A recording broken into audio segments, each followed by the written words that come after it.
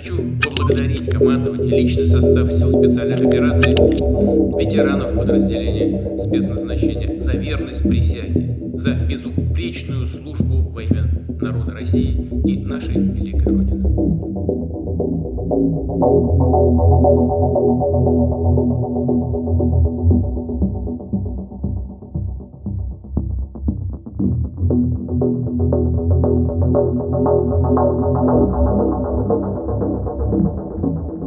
Уважаемые коллеги, добрый день.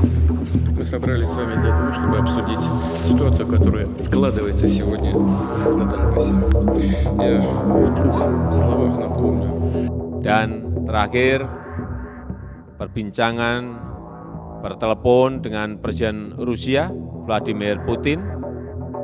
Presiden Rusia memberikan update mengenai situasi di Ukraina, termasuk proses negosiasi yang terus berlangsung antara Rusia dan Ukraina.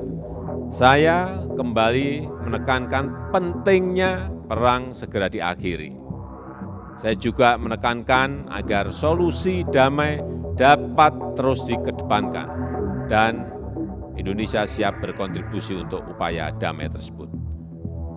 Dalam kesempatan tersebut, Presiden Putin menyampaikan terima kasih atas undangan KTT G20 dan beliau menyatakan akan hadir.